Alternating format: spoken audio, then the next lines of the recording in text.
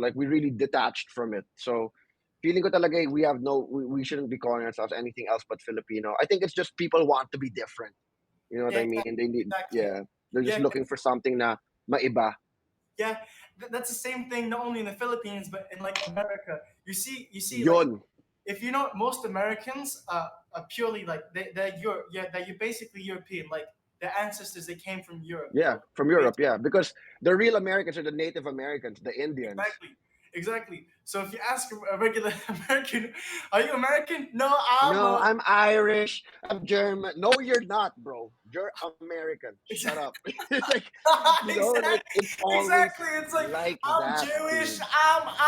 I'm English, I'm Scottish. I have a little bit of French in me. Yeah, yeah, yeah. Jewish, I can understand Jewish because like that's a religion. You know what I mean? Like you can be a Jew from America. That's fine. You can say Jewish. You're Jewish. That's your religion.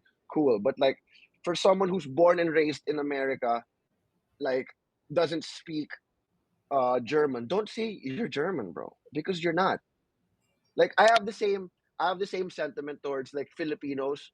You know, because like a lot of Filipinos live in the US, right? And like they'll say, they'll come here and they'll say na, oh, I'm Filipino. Like your parents are Filipino. Your passport says American. Like name the last five presidents of the Philippines. Like no, dude. Like you're basically American by now. You know what I mean? You have Filipino blood. Your parents are Filipinos, but you're not really Filipino anymore, dude. Like you can't name the last two vice presidents we've had. Like, That's true. That's true. It's like but like you're right, man. In the US, that's a big thing now. They all want to be ethnic. They all want to be like different. You know what I mean?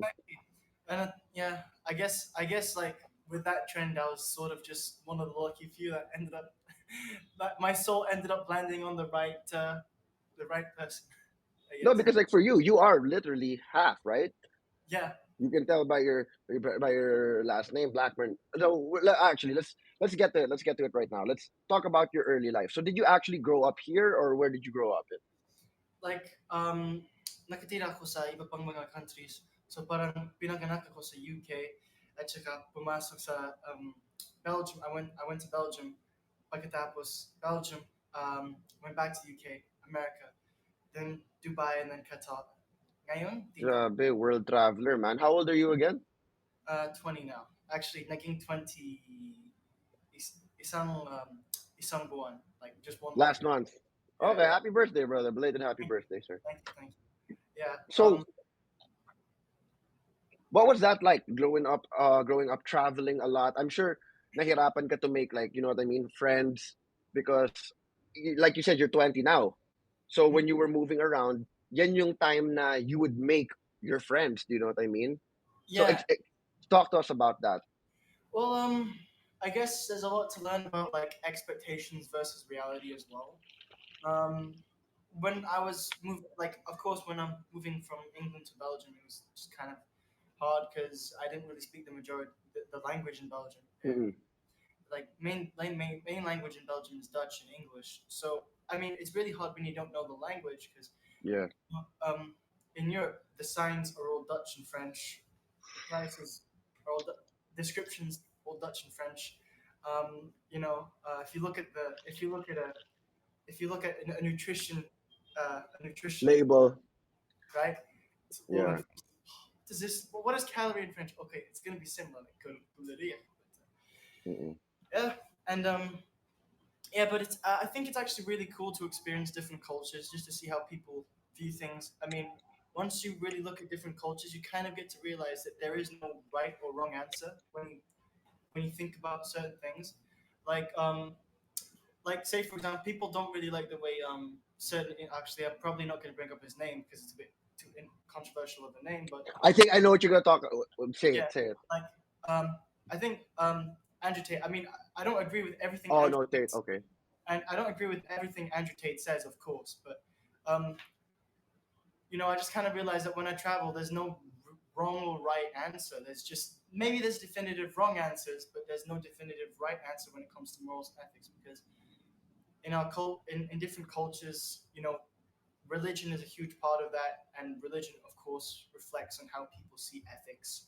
Mm-mm. So, uh, just kind of knowing that there is no wrong or right way of thinking when it comes to language, culture. There's just different themes, and that's kind of what I look at it as. Just there's I mean yeah, in life there's no wrong or right answer. It's just there is there is and is not. So yeah, that's what I kind of realize, and yeah, but in terms of fitting in, I guess I always kind of found it a challenge. I kind of found it a challenge when I wasn't when I didn't really fit in well with the kids in Belgium.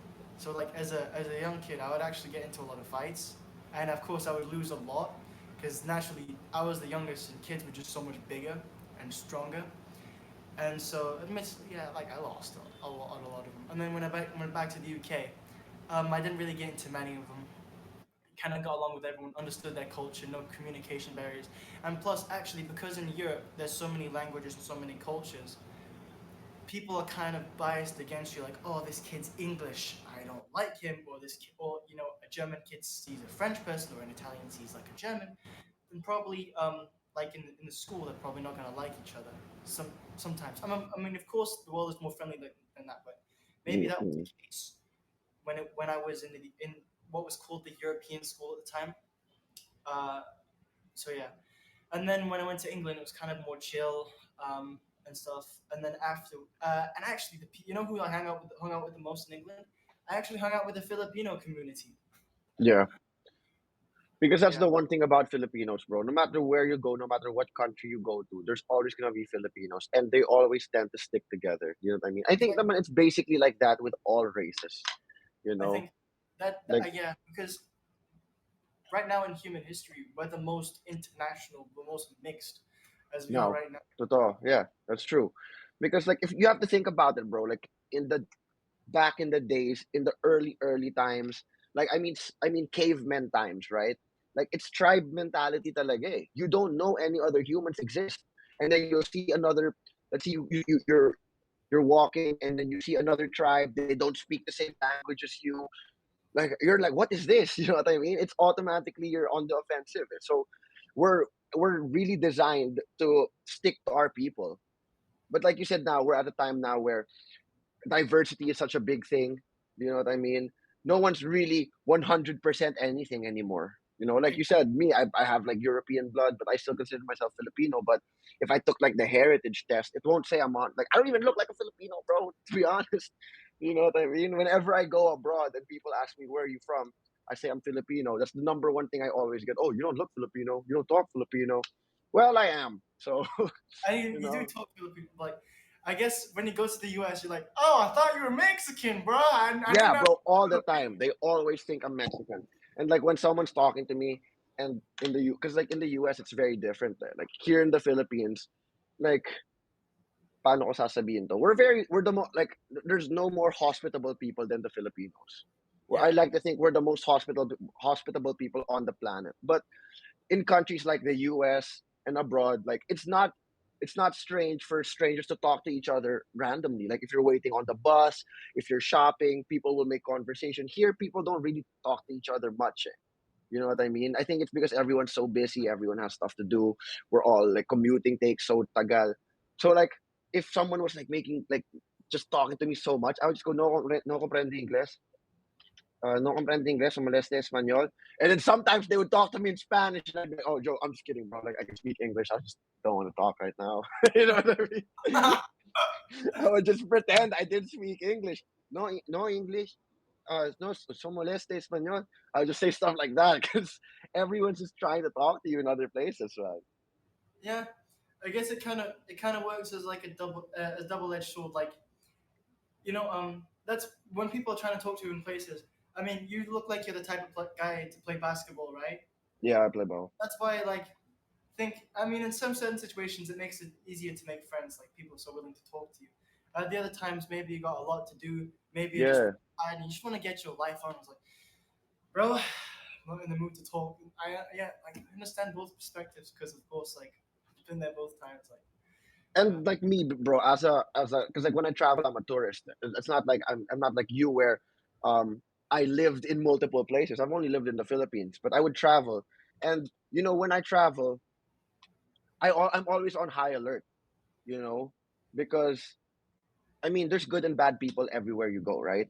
But you can't if people know you're a tourist, you become a target, especially in Europe. I'm sure you know this, right? Like in places like France, in the UK, they'll target tourists to pickpocket, to do stuff like that. And I know this. I know like the tricks. Like someone will be talking to you while someone like picks your wallet at the back, right?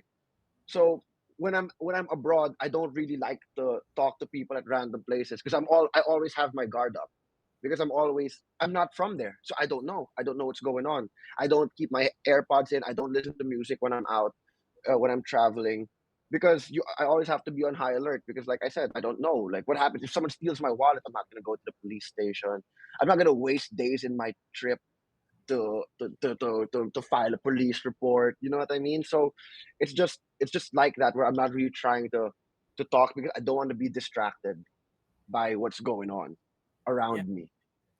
I guess that's a pretty interesting way to look at it.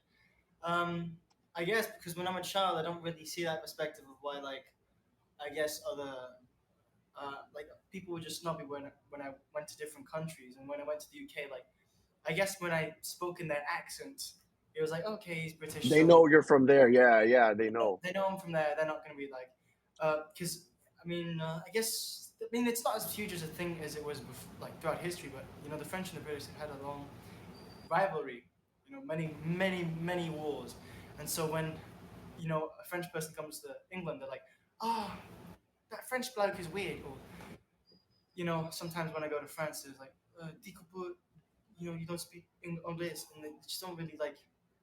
I guess it's kind of like that, and um, I guess yeah, it's just a matter of who you're with really, and who's looking forward to you. I mean, that's the thing with communication. You got to know other people's language, especially, and I think it's mostly dangerous in places that are in countryside, especially like if you're in Italy, you go to a countryside that is that main ethnic group is of course European white people.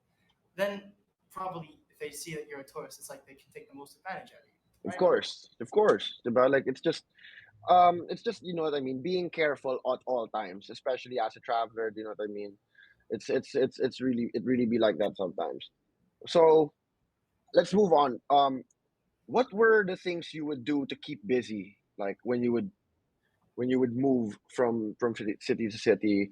Like, what were the things that you would be doing for fun? What I would be doing for fun, basically, I had a very fortunate childhood actually, because my activities really varied from where I went from place to place. Like when I was in England, sports wasn't a huge factor, so I mainly stayed inside playing games. And then sometimes when we'd have Filipino parties, the fun thing was everyone would come into my room and we'd all play games, get some snacks, play first person shooter, play Call of Duty, Call of and Duty. yeah. And then sometimes people would be like, "Hey, you can if you're 9 years old, you can play Call of Duty. Why only 9 years old? Because 9 times 2 equals 18." Yeah, they're just doing yeah. Yeah, just like an excuse. And then when I went to America, sports is more of an emphasis, and Yeah, plus, then America is just so fast. Like some places are extremely dangerous, some places are extremely safe. So the place I went to was actually quite safe. Like the neighborhood I lived in, it was like this isolated. It wasn't like this. It wasn't a compound, but it was like an isolated neighborhood, no walls. yeah. And that's the thing with the US. Sorry for cutting you off. Like, it can change in a snap of a finger. Like, you can be in a safe area. You walk 5 minutes to the right, it's a dangerous area. Yeah, bro. Here's a really good example. Did you know that in Los Angeles, it is a 30-minute drive from Disneyland to Compton?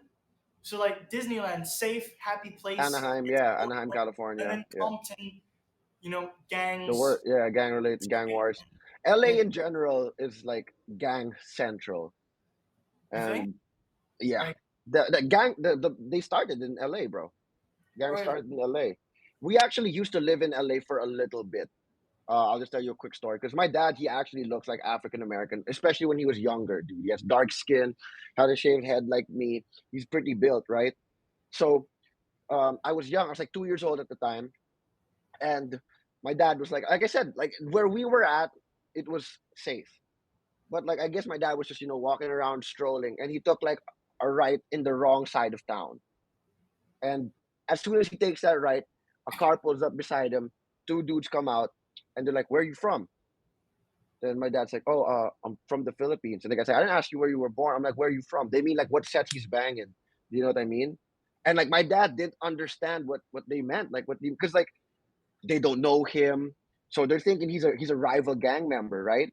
And then I think my dad said like someone like was about to pop out, and I was in a stroller, bro. He was literally he was with his child, and they were about to jump him, bro. So like after that situation, my dad was like, "Nope, we're getting out of here. We're moving back to the Philippines. No, no more of this." Like Yeah, it's it's they just it's yeah. yeah, like in the US, it is so. I think it's so extreme there, where you can be really safe in one area, and then drive, take a 5 minute drive down in LA. It's like, oh, it's like a dangerous zone.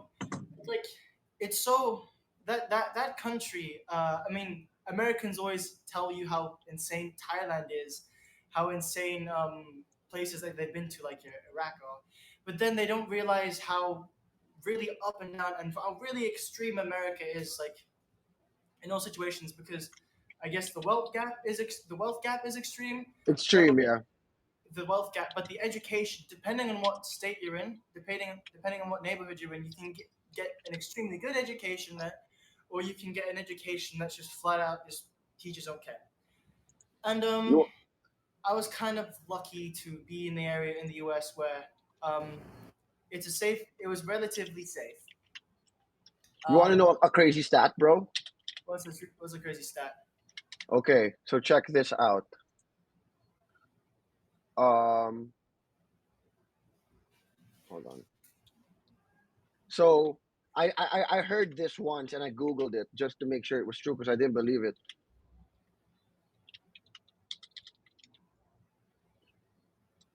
They said that there are more homicide deaths in Chicago than there were in the whole war of Iraq combined, bro. Like that's how many shootings there were in just one state, bro, of Chicago compared to like the whole One state, one city. That's in one city. Yeah. So like and there are more guns in America than there are people. no way.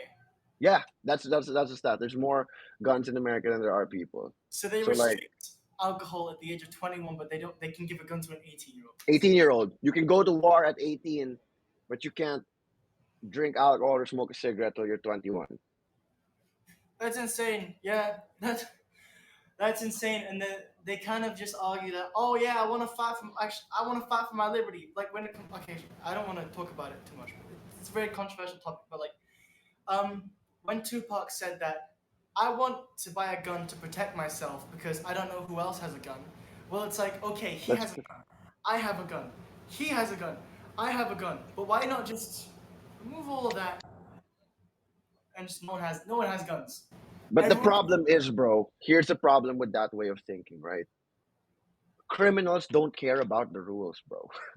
That's true. So if you impose, this is my again my opinion, dude, and we're not even in America, so whatever, but um if you impose gun laws like that, you stop people from owning guns.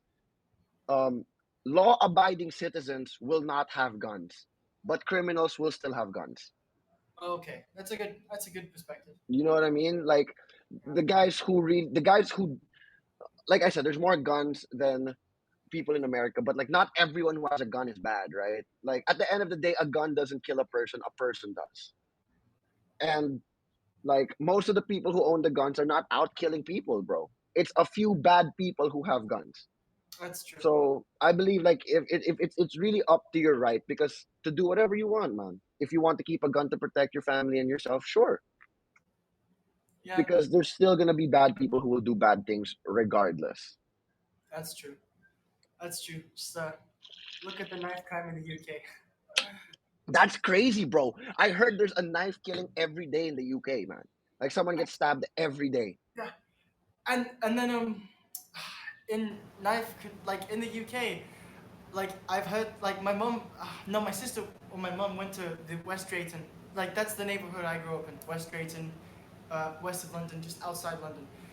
There have been like one of my closest family friends say that there has just been like one of their friends from their school have just been stabbed like 2 days ago, and they're scared to walk in like inside the train station that I used to go in all the time to get into them, which is insane. Like I think it's I don't know. It's just it's a culture shock. Like people do bad things, and maybe it's just like it's a bit of culture, like a mentality thing that people have. That's sort of dangerous. What are your opinions on that? I think it's different. It's difficult for stuff like that because I this is my look on things. I think people are inherently good. Nobody is born to be a bad person, right? But through circumstances in life, sometimes they're molded, right? You only know your surroundings. So if you're born into an area that's all you see, that's all you're around, you can't blame someone for being that way. Yeah, Like we really need to look at it as more of, it's not really about gun control, it's not really about gun law, it's about how can we help the people who are doing these things. yeah, that's true. That's true. That's true. That's true.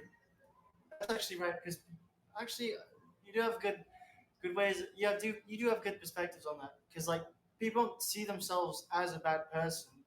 They always have They always have justifiable perspectives. Exactly. On There's always a reason for why they're doing these things, man. Um, like nobody wants to rob a place, but if your kids are hungry and there's nothing else you can do, like I would, if I was in the position, I'd rather rob a place than let my kids starve, man. At the end of the day, humans always look out for themselves first before they. That's why it's really sad when you see people with a lot who don't help, because after a certain point, when you're so financially secured, there's nothing else you can do with the money, bro. Like there's only so many things you can buy. There's only so many like stuff you can spend your money on. Eventually, the mentality of like, let me amass as much wealth as possible. What's that gonna do, bro? When you die, you can't take it. Why not help? Why not help the people with the things that you have so that these things won't happen anymore? Why not give back to the community? But then again, like everybody has their own way of seeing things. That's true, and I think when it comes to perspectives, um, I think when it comes to like the whole like Democrat versus liberal argument, like in my opinion, it's like no one's right or wrong. In my opinion, they both are right and they're both wrong because they both have they both have justifiable perspectives, if you know what I mean. And it it's very complicated. Yeah, that Do you topic. know the movie The Kingsman? Yeah, So remember the second one with Samuel L. Jackson when he was the antagonist. yeah, Like he was basically like Thanos, right? He wanted to eliminate humans from the earth because the humans are the disease of the earth, right? So if you look at him as a character, he wasn't a bad guy. Of course, what he wanted to do was bad, but the idea behind it wasn't so bad. Like it wasn't a radical idea. Like I just want to kill millions of people. No, it's because he thinks that, oh, we're destroying the world, and for the world to heal, we need to do this. Of course, in hindsight, he was a horrible person, right? But like I said, nobody thinks they're bad when they do these things. Nobody wants to be a bad person. It's just the world is so crazy now that there's we just have to be able to. I don't know, man. I'm at a loss for words really for what I'm trying to say, but my point is that nobody wants to really do harm to others, man.